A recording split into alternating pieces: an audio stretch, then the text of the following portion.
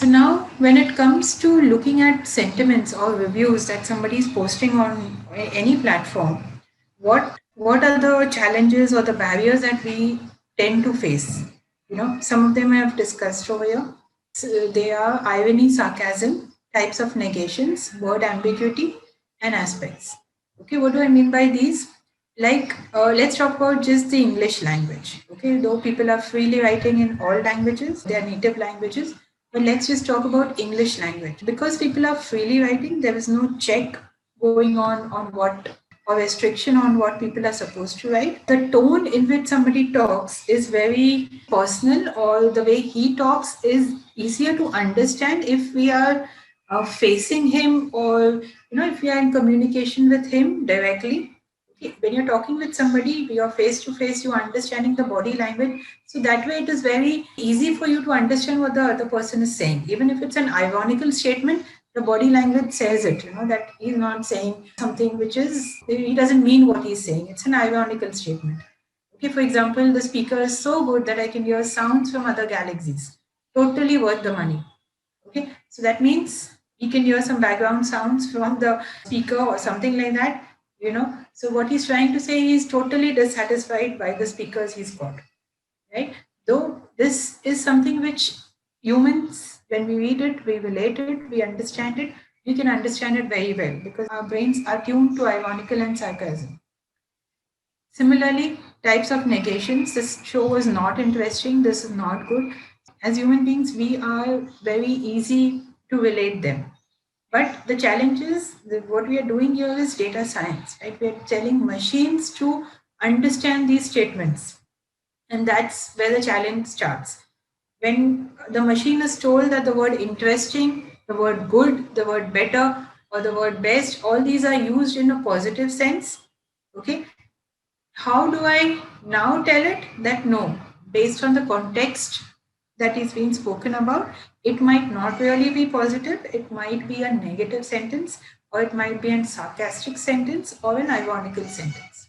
So that's where these language barriers across all languages, not just the English language, across all languages. And then the word ambiguity. For example, the story is unpredictable. Okay, so the story is unpredictable might be a positive thing. Okay, I like the unpredictableness in the book that I'm reading, right? I don't want the story to be predictable. I don't want to know, easily predict what is going to happen, but I want the story to be unpredictable. But when it comes to the steering wheel, when it becomes unpredictable, that is definitely what I don't want, right? I am the one, I want to be the one who wants to control the steering wheel. I do not want it to be unpredictable at all. So the point here is the word unpredictable used in different contexts changes the entire classification of that statement completely. The first one is positive and the other one is totally negative, right? Again, that's a challenge. With each passing day, the algorithms or the techniques used to solve these kind of statements are improving, right? Google is like the father of the entire language, right? The entire Google works on just the natural language. Right, it only talks about how to deal with a language that anybody talks, right? Whether you're searching something or whether you're typing something, you're talking something on Google, searching it to either be it through Alexa or any other way that you're searching something on Google, right? So it is all about language, and Google is contributing a lot in improving its own language understanding, right? It's called natural language understanding, natural language interpretation, right? So that's where the entire study is going on. We are still not there, but there is an improvement with each passing day. And aspects are nothing but, as I spoke to you, in the same sentence, multiple things are being spoken about. And when I'm looking at this statement which says the audio quality of my new laptop is so cool, but the display colors are not good, right? In the same sentence, I'm talking about multiple aspects, and one might be good, one might not be good, something like that. Right? So that's where the complexity starts increasing when you're understanding, when you're training the machines to understand these things. Okay, so now let's jump into the use case that I have brought today. So this was an analysis that we did for a cosmetic company. This cosmetic company was originally based in France, and it had presence all over the world, but France and US were their main geographies. And this was last year, a year and a half ago, when they had launched a new product in the cosmetic area. And because people in this geography talk a lot about their experiences on social media, Twitter comments, Twitter, Insta, and these were the comments given to us. Okay, so they had given us tweets, Instagram feeds, and all of that. And we had to find out whether their newly launched product, the product which they wanted to look into, what was the chatter going around about that on the social media. Right? That was the main problem statement given to us. And then, so beyond sentiment classification, like we did sentiment classification for them, of course, but we went beyond that and did a topic modeling within each sentiments. Right? Now, the data given to us, like any other natural language that they had, there were many challenges in the data. The reviews were very long, okay, and the same review mentioned about multiple products at the same time. Like something was dealing with the eye makeup, something was dealing with the lipstick or the nail paint or things like that. In the same comment, multiple products were being spoken about. Sentences were complicated along with sarcasm and slangs. Okay, we had to understand what is the local slang going around in these geographies. So that was another challenge. And of course, at multiple places, emojis were used, emoticons were used. So we have to understand when somebody is writing an emoticon for continuous times, like if you're writing one smiley, it is fine. But if you're writing five smileys, that means it's a stress on the like that you've got on this. Or maybe a thumbs up once is okay, understood as you liked it. But maybe if somebody is writing thumbs up five times, it means he has really liked it. So those are the kind of challenges we saw in the data and developed ways, techniques to understand or pre-process the data. Okay, so whenever you get the data, the whole science of analyzing the data revolves around some of these steps. First, when you're getting the social media feed, you do not directly start jumping into positive, negative, neutral. Right? There is some pre-processing which goes into the data. There might be some junk characters, there might be some duplicates, there might be some hashtags, or some website URLs. All of that needs to be removed, right? Because they do not contribute to any additional information that is given in the data, right? As such. So a lot of pre-processing goes into the data, and that's what we did. We started with pre-processing the data. Once the data was clean in the sense the way we wanted it for our analysis, then we went into a NLP. So NLP here is natural language processing. We went into understanding what is the kind of language being used, okay, and what are the techniques that can be used for solving this problem. Right, there are a lot many algorithms. This step also helps us decide which algorithm suits best for this kind of problem. And then once that step is clear, then we move into sentiment analysis. This is where the actual application of the algorithm occurs. So when I have a review comment on Twitter, now I want to classify it whether it's positive, negative, or neutral.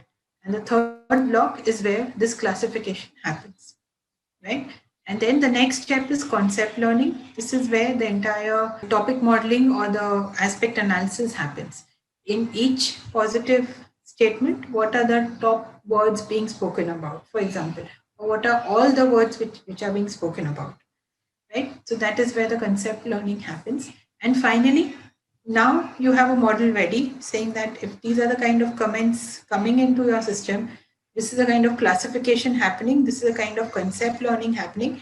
So for any new comment that comes in, any new comments which starts coming in from tomorrow, if I feed it into this system, it will be able to predict me something for the future, right? So that's where the entire prediction comes once your model is ready, right? So that's the entire process of solving any data science problem. You give in the data, you train your model. Okay, training the model is also a huge step in the sense, not bulky, but a step where a lot of thinking happens. The kind of data is used, the kind of algorithms to apply, how to see which algorithm has worked and which has not worked. So that is a huge process. And after all that is done, the best outcome is chosen, and that serves as your blueprint for any new data that comes. So tomorrow, suppose you train the model till today and you've taken data till 30th November, right? And that's where you're saying, okay, till 30th November, my data was given, my model was trained. So from 1st December, I will start putting in new data and I will start running my model or testing my model. I will see whether it has done the job which it was supposed to do, or whether it has drastically failed. Right? If it has failed, I will improve the model, and if it is doing what it's supposed to do, that's where it is ready for production. Right? So this is the kind of approach that we used. And like I said, data pre-processing, these were some of the techniques or, the methods that we used internally to process the data. Number of records were around 27,000. There were a lot of hashtags, usernames, email IDs, at the rate. So all those were removed, URLs were removed. And repeating words like so, sometimes you just tend to write multiple O's in so and hey and all that. Those were reduced. Emojis के लिए we used emoji package in Python. Punctuations and stop words, right? So this is a very important pre-processing technique. All the punctuations that we used and the stop words that we used do not contribute much to the information, right? We tend to use and or all these a lot we used when we are talking something, and that is now become a trend while writing also. We tend to use a lot of these language, but these do not have information. What you're looking for is those words or feedback, those particular words which give you real feedback about your service or your product. So those are the words which we are looking at, and stop words can be easily removed. And then there are some blanks or NAs. NAs is the blanks that you have in your data. Those can be manually removed if there are very few. In this case, we had few blanks, we removed. So these were some of the pre-processing techniques that we used. ML techniques that we use, these words might all be new to you, but that is fine. I mean, this is just for your awareness that I've added these. For classification of sentiments, multiple algorithms that we tried. Bag of words, TF-IDF, okay, multinomial knife-based algorithm, logistic regression. I'm not going into details of any of these because these themselves, each of them themselves have a deep, are a deep subject, right? So these are some of the techniques that we used for classifying the sentiments into positive, negative, neutral. And then for topic modeling, that is the classification of aspects or finding out which topics have worked best for positive comments, negative, and neutral. There is an algorithm which is called an LDA. Okay, it stands for latent direct allocation. That is the one we used to discover the topics in the sentences. Now, let me show you how it worked. How did the final thing look like? This is the kind of chart that we showed them. Okay, what you see on the left is the positive words that worked for this cosmetic company. Okay, so words like Vika Cosmetics, that was the name of the brand, foundation, glow, makeup, eye, win, okay, elf cosmetic, the heart symbol, and then wink with a heart, that has worked. Somebody laughing, that has worked. So these are the, on the left hand side, what you see, these bubbles and the sizes of the bubble tell you that these are the most spoken words. And the size of the bubble says the frequency of its being spoken about, right? So that's where these words were spoken about, and that's where we found that these are positively spoken about.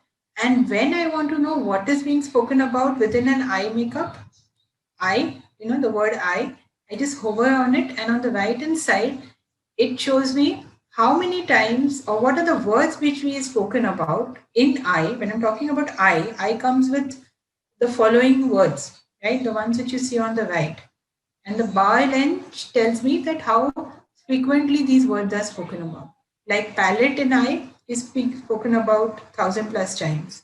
Vika Cosmetics is spoken about 1,000 plus times. Brow, I usually comes with eyebrow. Okay, that is spoken around 1,000 times. Lip is being spoken about. Okay, I was spoken about with lip, and I with highlight, I with champagne. Maybe there was a champagne color which worked. Okay, and then that is what, so looking at all these words, the businesses now know that what has worked and what has not worked. Okay, And with makeup, similarly with makeup, there are some other words which pop up, and these are the ones which, or these are the relevant topics for makeup. Similarly for glow, okay, what has worked for glow? And on the same lines for negatively, let's see what has not worked very good for this cosmetic product. Sunny, palette, okay, somebody's crying, dead, broke, primer, okay, and all of these. There was an issue with something, and that's what they're talking about. The word issue is being spoken most frequently. Sunny, okay, when you talk about sunny, there are these words which pop up, and that's how you can know that something is not worked when it comes to sunny. Maybe it is not, benefit, it is light, it is a primer, and all of that. Similarly for neutral, a similar kind of graph has come up. So talking about coverage, people are neutrally talking about it. Okay, so the coverage, the word is being spoken most of the time. That's where you see a bigger bubble. And when it comes to coverage, these are the words which being used. Foundation is used, so maybe the foundation covered, gave a good coverage. The palette was good. Powder, blush, and all of these are used. Right. So that's about visualizing the data analysis that we did for this cosmetic company, and that brings to the end of my presentation on sentiment analysis with topic modeling.